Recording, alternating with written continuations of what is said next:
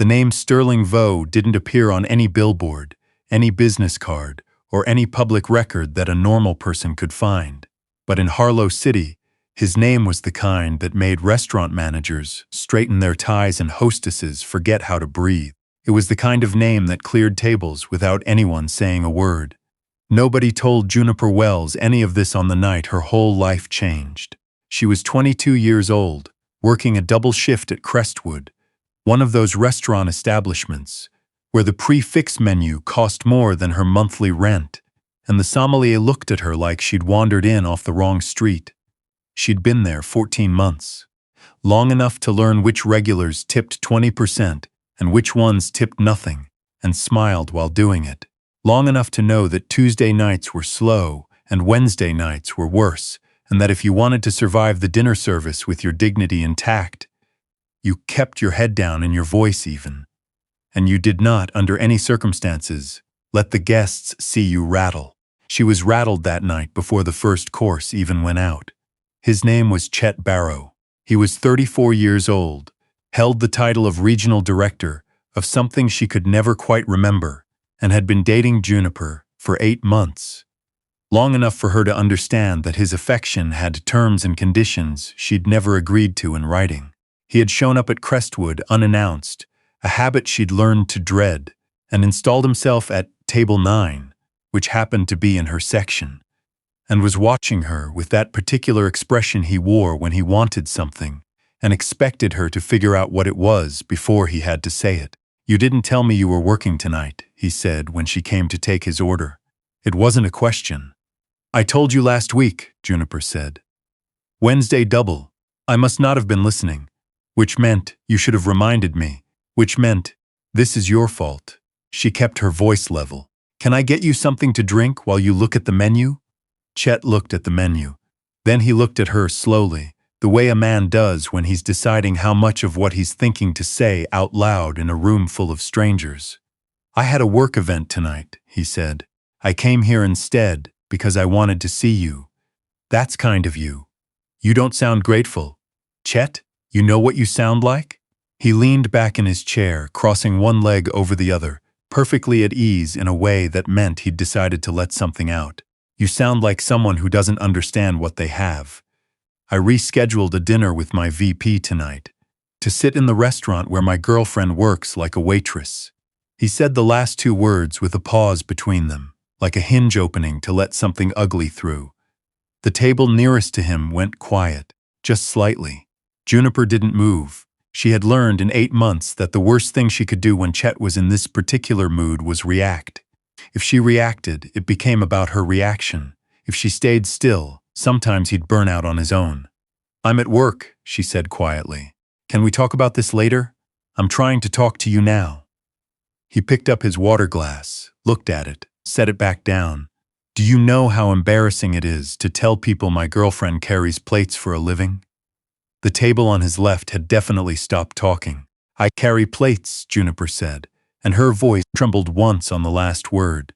"Because I'm paying for my own graduate school applications and my car insurance and my sister's textbooks this semester, and I work 2 jobs to do it. You know this. I know you're too proud to let me help you. I know you define help as something that comes with a leash." She hadn't meant to say that. She saw his jaw tighten the way it did when the conversation had crossed a line he'd drawn, without telling her where it was. He stood up. He was not a large man, but he had the kind of presence that expanded when he wanted it to. A manager's trick, she'd always thought, the way he could fill a room just by deciding to. He stepped around the table and lowered his voice and said, very clearly, 6 inches from her face, "You walk out of here right now and we have a conversation like 2 adults, or so help me, Juniper. You will not enjoy what comes after." "Are you threatening me?" she said. "In a restaurant. I'm telling you what's going to happen." She became aware then of how still the room had gotten, not just the 2 tables near them. All of it. The ambient noise of silverware and low conversation had faded to something that felt pressurized, like the drop before a storm. She also became aware, in the way you become aware of something large and heavy that enters a room, that something had changed at the table directly behind her. She didn't know why she turned around. Later, She would not be able to explain what made her do it. Some animal instinct, maybe. Some shift in the air pressure. She turned around and she found herself looking at the man seated at table 11. He was not looking at her. He was looking at Chet. Sterling Vaux was 41 years old, and he had a face that belonged in an old portrait, not handsome in the conventional way, but striking in the way of something that had been assembled with intention, all clean angles and deliberate stillness. He was wearing a dark jacket, no tie, and his hands were resting flat on the table in front of him, like he'd set them down and had no intention of picking them up again in a hurry. He had a glass of something amber in front of him, and a folder of documents he'd been working through, and the two men seated across from him, she would learn later were his attorney and his head of security, had both gone very still when Chet had started talking. He wasn't moving. He wasn't speaking. He was simply watching Chet Barrow with the particular quality of attention that a very large, very calm animal uses when it decides it isn't in a hurry. Chet hadn't noticed yet. "Turn around," Chet said to Juniper. "We're not done." "I think you're done," said a voice. It was not loud. It did not have to be. Sterling Vaux had not raised his voice. He had not stood up. He had not made any move at all. He'd simply spoken. The way a man speaks when he's accustomed to being the last person in the room who needs to repeat himself. And the sound of it landed in the dining room like a stone dropped into still water, spreading out in rings until every surface was touched by it. Chet turned around. He took in the man at table 11, the stillness, the jacket, the two men who flanked him like architecture. Something moved across Chet's face that he did not mean to show. He smoothed it over quickly. "I'm sorry," Chet said, with the particular smile he used when he needed to reassert himself fast. "This is a private conversation." "I know what it is," Sterling said. "Then you'll understand that it doesn't concern you. I understand that you threatened a woman in a public room and expected nobody to say anything." Sterling picked up his glass, looked at it, set it down. "That's a miscalculation." Chet laughed, a short, sharp sound, management confident, the laugh of a man who'd talked his way out of things his whole career. "Do you know who I am?" The question sat in the air. Sterling did not answer immediately. He looked at Chet the way you look at something you're deciding how much time it deserves. "Regional Director," Sterling said finally. "Barrow. Chet, I believe." He said it without any visible effort of recall, a man who'd had a file opened, read, and closed a long time before tonight. "Your father sold commercial real estate in Denton County. Your company restructured 18 months ago, and your division survived by a margin that should have made you more careful, not less. You drive a lease, not an own." A brief pause. "And you're in my restaurant." The silence that followed was the kind that has weight. Juniper watched Chet's face go through 4 things in under 3 seconds. Confusion, then a rapid reassessment, then the specific, ugly quality of a man who has just been told, without ceremony, that he is smaller than he thought he was in a room where that information carries consequences. "Your restaurant," Chet repeated. "Partly mine. I hold the note on the building." Sterling looked at Juniper for the first time then, not at Chet, at her, and when his eyes found hers, there was something in them she would struggle to name afterward. It wasn't sympathy exactly. It was the particular regard of someone who has noticed something and decided it matters. "Are you all right?" She was not, particularly, but she nodded. "Good." He looked back at Chet. "I think you should leave now." Chet opened his mouth. "I didn't ask," Sterling said. "I told you what's going to happen next, which I believe is the phrase you used a few moments ago." You could hear, in the utter quiet of the room, the ambient hum of the kitchen through the swing door. Nothing else. Chet Barrow straightened his jacket. He picked up his phone from the table. He'd set it down when he stood, she realized, which meant he'd come over here prepared.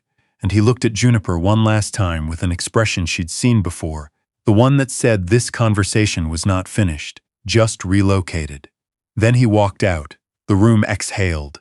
The noise came back slowly, the way sound returns after a sharp crack, cautiously, testing whether it was safe. Tables resumed their conversations. A wine glass clinked somewhere.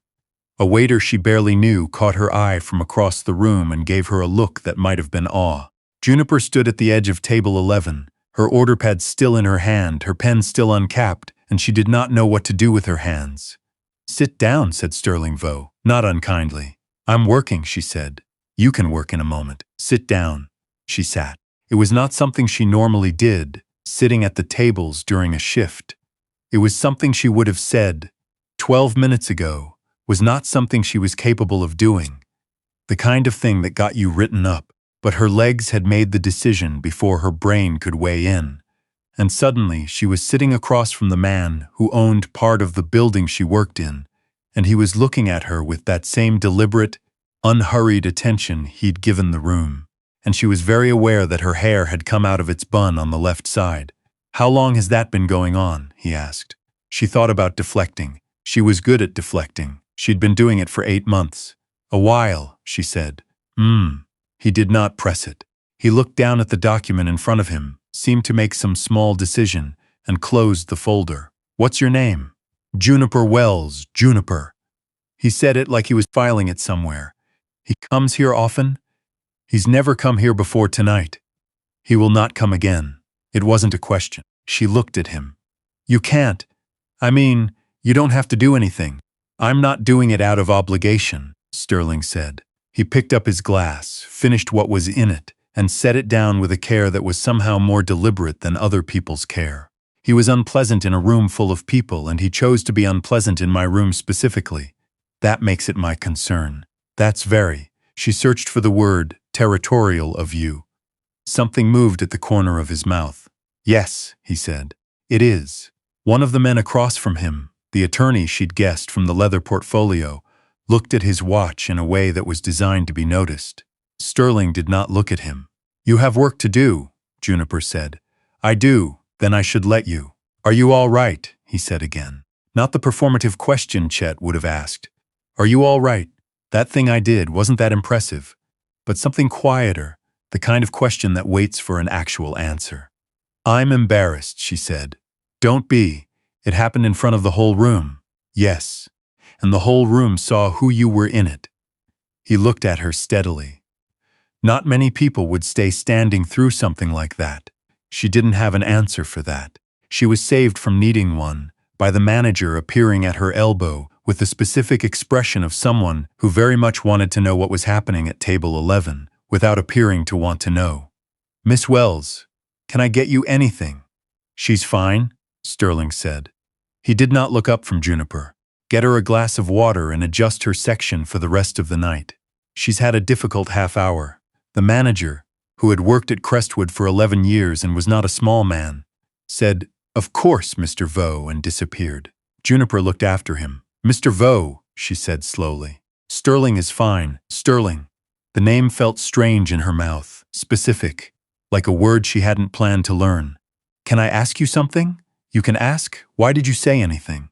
You were right there, with your documents, and your meeting, and you had every reasonable option to just let it go. He was quiet for a moment, not the quiet of a man gathering a polished answer, the quiet of a man who has already thought about this and is deciding how much of the truth to give her. I have a daughter, he said finally. She waited. She's 8 years old. He set one hand flat on the table, the way he had before, and she noticed a small scar across the knuckle of his ring finger. Old and long since healed. She's being raised without her mother. She has my name, which means she'll spend her life in rooms like this one, rooms where men will think it's acceptable to speak to her the way that man was speaking to you. A pause. I have very few things I'm absolute about. That is one of them. Something happened in Juniper's chest that she didn't have words for. I'm sorry about her mother, she said. So am I. The water arrived. She drank it. The dining room had returned to its ordinary self around them, the efficient machinery of Crestwood's Wednesday service ticking back into its normal rhythm. And she was sitting at table 11 with a man she'd never heard of, who had apparently just carved her name into whatever invisible ledger of his attention he kept, and she was not, she realized with some surprise, frightened. She probably should have been. She stood up, smoothed her apron, tucked the order pad back under her arm. Thank you, she said. Don't mention it. He opened his folder again. I'm serious. She stopped. He's not a good person, and sometimes I convince myself that I'm misreading it, and tonight I wasn't misreading it, and you just said it out loud in front of everyone, and she took a breath. Thank you. He looked up at her once more, that same deliberate regard. "Go do your job, Juniper Wells," he said. "You're very good at it." She went.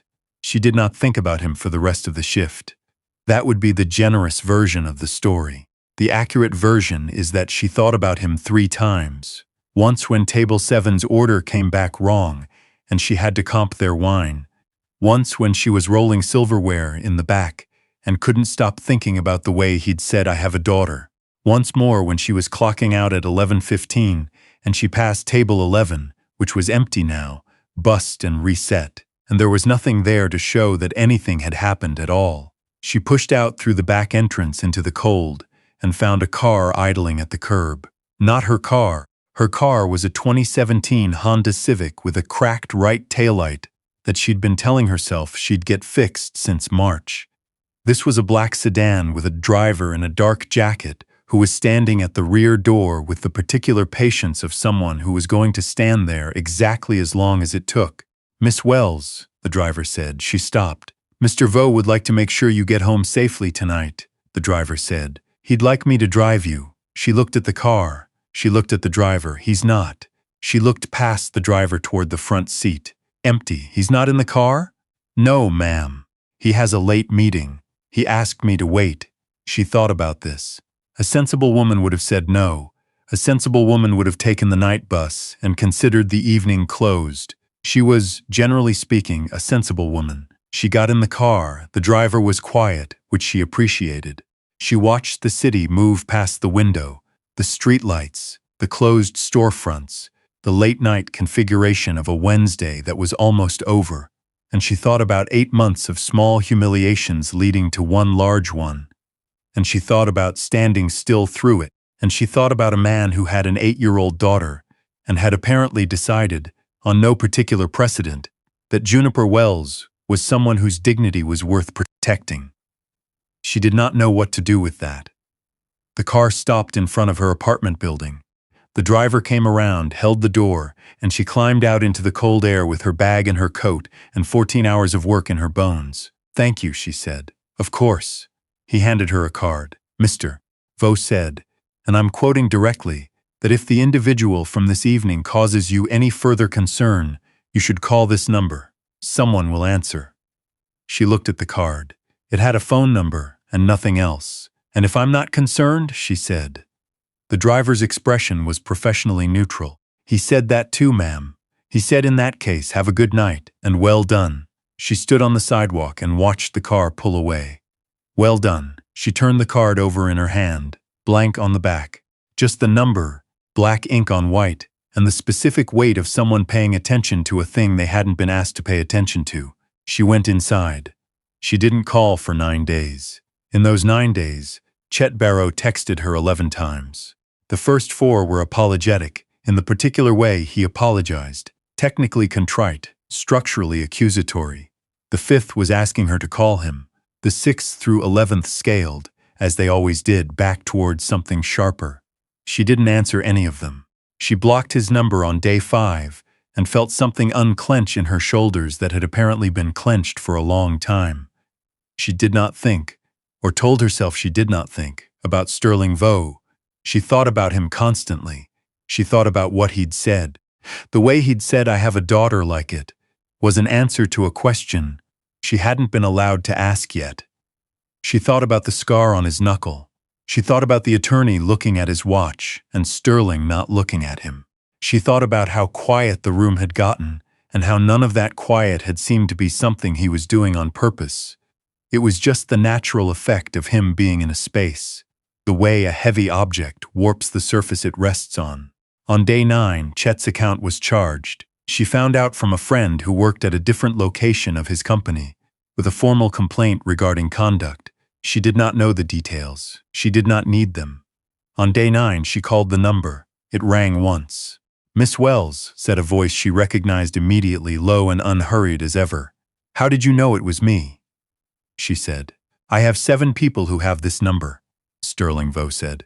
"None of them would call on a Thursday evening from an unknown caller without a reason." She stopped, looked at the ceiling of her apartment. "I'm calling to say the thing from last week has been handled." "I know. Of course you know. Is that all?" She opened her mouth. Closed it. I wanted to say thank you again. Properly. Not at work. You already thanked me. I know. I wanted to do it again. He was quiet for a moment. Not a challenging quiet, a considering one. Juniper, he said. Yes. I'm going to ask you something, and I'd like you to answer honestly rather than in whatever way you think is polite. She sat down on her couch. Okay, have dinner with me, Sterling Vaux said. Not in my restaurant. Somewhere you choose. This week, if that suits you. The ceiling of her apartment was very white, and she had been meaning to fix the water stain in the corner since she moved in 2 years ago. You hold the note on the building I work in, she said. I do, and you're asking me to dinner. I'm asking you to dinner, she paused. That's a lot of power to have in an invitation. I know what it is, he said quietly, which is why I'm asking, and not assuming you'll say yes. She thought about 8 months of a man who had assumed, who had installed himself in her section, and her life, with equal confidence, in that order, and had never once asked what she wanted from either. She thought about a man who had stayed in his seat and spoken once and then waited. Saturday, she said. I choose the place. Saturday, he agreed. You choose. She chose a diner on the east side called Merle's that had been open since 1962 and had booths with red vinyl cushions and a pie display case next to the register and absolutely nothing in common with Crestwood. She arrived 7 minutes early and he was already there, in the corner booth, wearing a dark jacket again, and looking faintly conspicuous in the cheerful, ordinary light of a place that had no idea who he was. She slid into the booth across from him. This is deliberate, he said. Yes, she said. I appreciate it. She ordered coffee and the blueberry pie, and he ordered coffee and looked at the pie display for a long moment, like he was making a difficult decision, and then he ordered the coconut cream, and she thought for a reason she couldn't entirely articulate that she would remember that detail. They talked for 2 hours, not about his business, which she still only half understood, not about Chet Barrow, who did not deserve the real estate. They talked about her graduate school applications, which she was sending out in December, for programs in urban landscape architecture. A thing he did not know was a field, and asked 3 specific questions about. The kind of questions that mean you're actually listening. They talked about his daughter, whose name was Wren, a small child with strong opinions about birds, and apparently an ability to stare down adults that her father found both alarming and secretly delightful. They talked about Merle's specifically, and how she'd found it, and about the particular pleasure of places that have been exactly the same for 60 years and intend to stay that way. He did not perform for her. He did not recalibrate his answers to make himself look better. He was guarded in some ways. There were things she could feel him not saying, the way you feel a weight behind a closed door. But when he spoke, it landed flat and real, with no lacquer on it. At some point she said, "You're not what I expected. What did you expect?" Someone who knows he walked into a room and changed the temperature to say so more often. He considered that. The temperature was already wrong, he said. I just corrected it. Most people don't bother. Most people, he said, are not responsible for what happens in their rooms. She looked at him. At the flat, honest line of his jaw, the way his hands were wrapped around a coffee mug with the same considered care he gave everything. She's lucky, Juniper said. Your daughter. Something passed through his face quickly. That wasn't the controlled stillness he wore the rest of the time. I'll tell her you said so, he said. She'll be suspicious of the compliment and ask for evidence. She's 8 and already a catastrophic skeptic. Juniper laughed. A real one, unguarded, the kind she hadn't heard herself make in longer than she wanted to count. He looked at her when she laughed. He did not look away. Outside, the east side of the city went on doing what cities do at 9 o'clock on a Saturday, cycling through its noise and its dark, and its small ordinary griefs, and its small ordinary joys, and inside Merle's, in the corner booth, over bad coffee and very good pie. Something was beginning that neither of them had planned for, and neither of them was in any hurry to name. He paid the check. She didn't argue, because he did it with such complete lack of fanfare, no performance, no waiting for her to object, that there was no toehold for an argument to grip. They walked out together into the October cold. She had her coat, he didn't have one, and she looked at him once pointedly. I run warm, he said. You're going to say that in January too, aren't you? He glanced at her sideways, a very small, very real thing. Probably, he said. She stopped at the corner where she'd parked, keys in hand, and turned to face him. He stood there in the amber light of a street lamp that was doing its level best against the dark, and he looked at her the way he'd looked at her from table 11, that particular patient attention, and he said, very quietly, I'm not an easy man to be around. I know, she said. I'm not saying that as a warning. I'm saying it as a fact, so that you have it.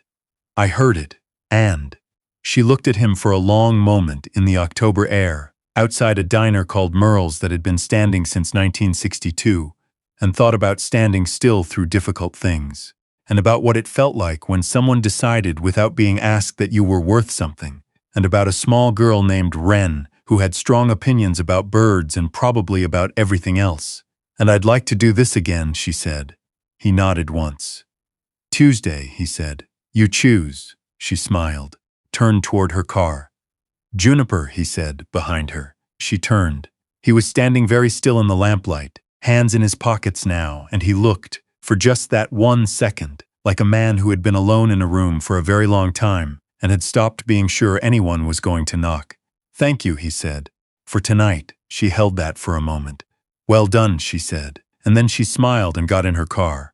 And Sterling Vose stood on the corner outside Merle's on the east side of Harlow City and watched the taillights of a 2017 Honda Civic disappear into the dark. One of them, slightly cracked and throwing the light at an angle, and something in his face settled into something she hadn't been there to see, something quieter and less guarded than anything she'd observed in him all night.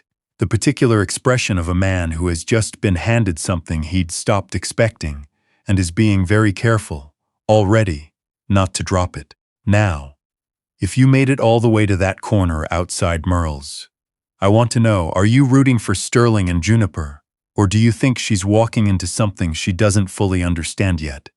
Drop your answer in the comments, because this comment section is always the best part. And if you're new here, welcome to Sadie's Romance Library. Hit that subscribe button so you don't miss what comes next. Because I promise you, Wren has opinions about Juniper, and they are not what Sterling is expecting. I'll see you in the next one.